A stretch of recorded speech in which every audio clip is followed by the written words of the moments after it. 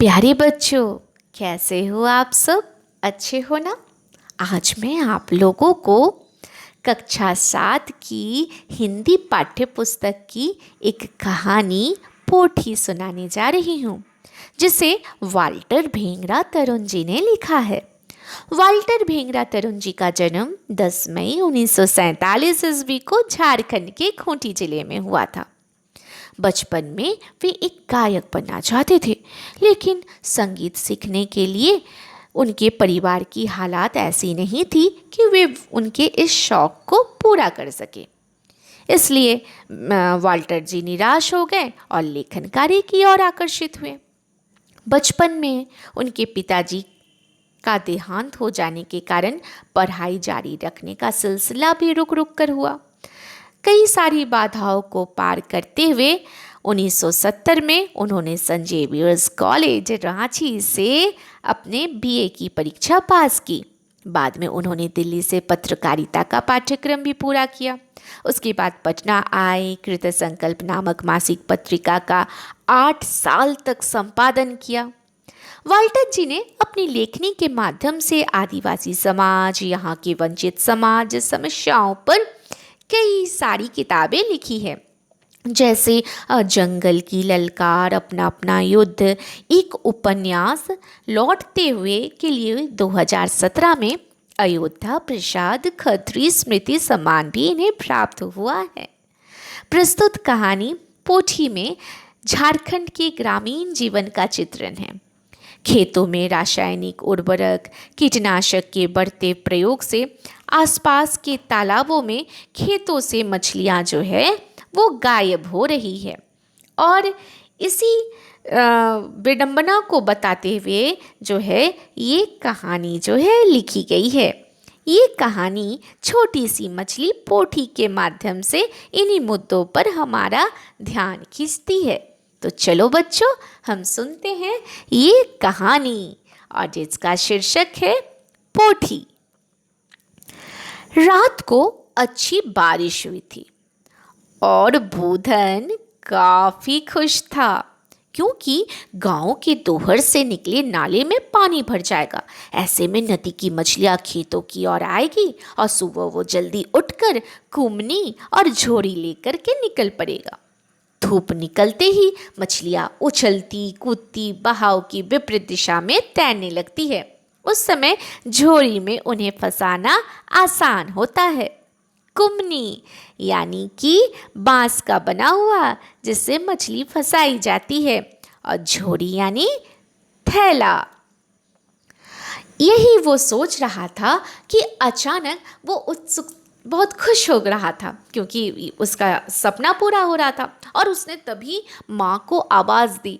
माँ तब सोई हुई थी उसके बगल में, और उसने चिल्ला करके खुश होकर के कहा, माँ गो। क्या है बेटा, इतनी रात में तुम्हें नींद नहीं आ रही है क्या? उसकी माँ ने कर्मठ बदल कर पूछा। माँ, आज रात अच्छी बारिश हो रही है, मैं सुबह जल्दी नदी की ओर निकल जाऊंगा, कुछ खाने के लिए बचा है क्या? तू अभी से क्यों परेशान हो रहा है बेटा? सवेरे मैं तुम्हारे लिए मरुआ की रोटी गरम गरम सेक दूंगी, उड़द दाल बचा हुआ है उसके साथ खा लेना, अभी तू सो जा।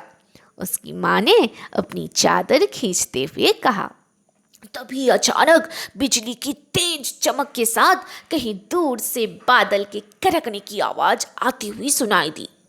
दरवाजा के पास बोरे से सिमटा हुआ कुत्ता कूं कूं कर उठा खड़ा हुआ। जब किसी ने उसे पुचकारा नहीं तो वो फिर से अपनी जगह सिकुड़ कर सो गया। मंगल के शहर चले जाने के बाद ही बुधन काफ़ी अकेला हो गया था। ये मछली मारना, पालतू पशुओं की देखभाल करना, हल जोतना, शिकार करना, ये सब उसने अपने दादा से ही तो सीखा था। मंगल दादा उसके लिए आदर्श थे, क्योंकि बुधन के पिता की मृत्यु बुधन के जन्म लेने के 2 साल बाद ही हो गई थी, और ऐसे में वो उसका दादा ही जो है उसके लिए सब कुछ था। लेकिन मंगल दादा के शहर चले जाने के बाद अब बुधन बिल्कुल अकेला हो गया है। सुबह जैसे ही वो उठा लेकिन उसके पहले ही उसकी माँ जाग गई थी और उन्होंने चूल्हे में आग भी लगा दी थी, और ताकि उसमें जो है गर्मा गर्म मरुआ की रोटी वो बुधन के लिए सेक सके। साथ में उड़द की दाल जो रात का था उसे भी गर्म कर दी थी। लेकिन क्या हुआ कि चूल्हे में एक जो है भींगी हुई लकड़ी जो है उस चूल्हे में थी। तो इससे क्या हुआ कि पूरा घर जो है वो पूरा धुआं से भर उठा। धुआं से भर उठने के कारण जो है बुधन की नींद खुल गई, उसकी आंखों में जलन होने लगी। तब उसने माँ से कहा कि माँ, इतनी सारी सूखी लकड़ी है, तुम भींगी लकड़ी क्यों जला दी? तब उसकी माँ ने कहा कि गलती से ऐसा हो गया है, मैं अभी बुझा देती हूँ, और तुम अगर उठ गए हो तो जल्दी से तुम चले जाओ गोहार घर, और वहाँ पर जा कर के बैलों को पुआल दे करके आओ, क्योंकि अभी जो है इनको खुला छोड़ना सही नहीं है, क्योंकि पौधे अभी खेत में हरे भरे हैं, और ये अगर वहाँ चरने चले गए तो सारे पौधे को सत्यानाश हो जाएगा।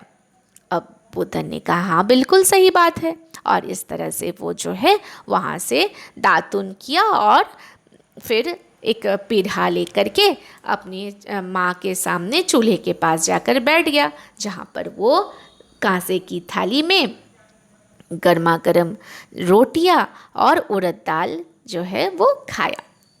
अब बुधन जो है नदी की ओर जाते हुए पहुंच चुका था।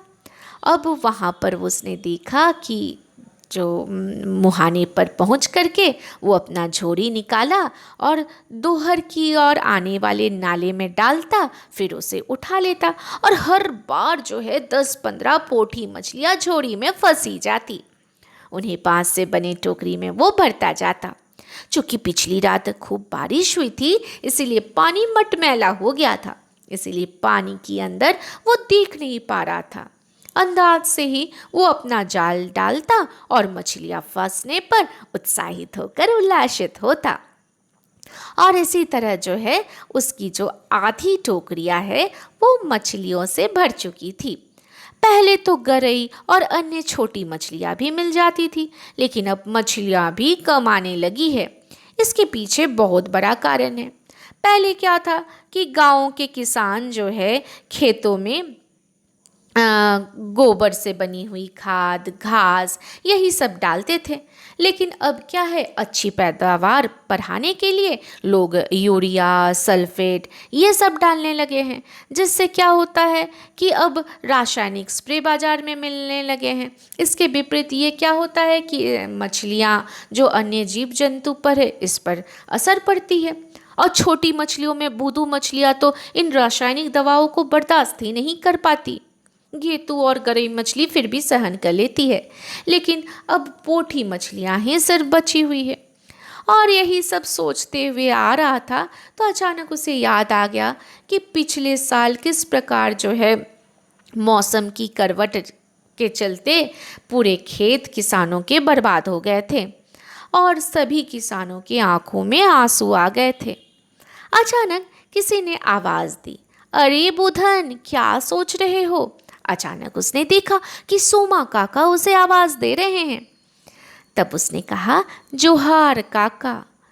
कुछ नहीं काका, यही खेती बाड़ी के भविष्य के बारे में सोच रहा था।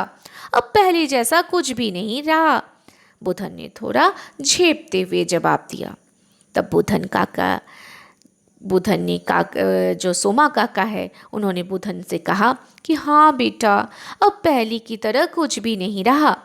सोमा काका ने हामी भरते हुए कहा, सब कुछ बदल रहा है बेटा, खेत खलियान से लेकर गांव घर सब जगह बदल रहा है।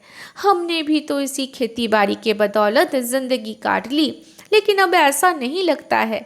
जितनी भी मेहनत करो उसका आधा ही इन खेतों से निकल पाता है।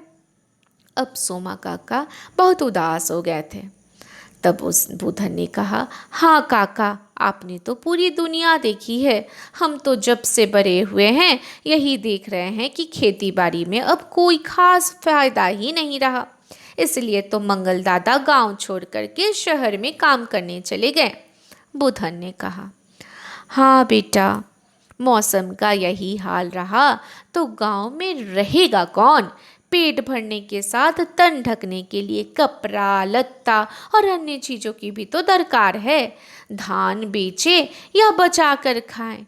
बस धीरे धीरे जवान लोग तो गांव छोड़ करके शहर की ओर ही चले जाएंगे। सोमा काका की आवाज़ में निराशा साफ झलक रही थी। बुधन सोचने लगा, खेतों से गरई, गेतू और बुदू मछलियाँ तो गायब हो ही रही है। बस गई है बस ये पोठी मछलियाँ। तो इस प्रकार बच्चों, इस कहानी में झारखंड के ग्रामीण जीवन का चित्रण झलकता है।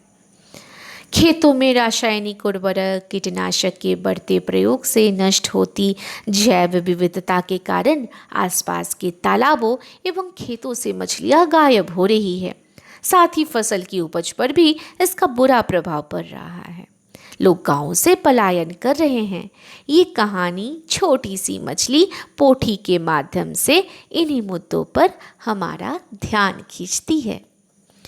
बच्चों, आप मुझे बताना कि ये कहानी आपको कैसे लगी। फिर मिलेंगे।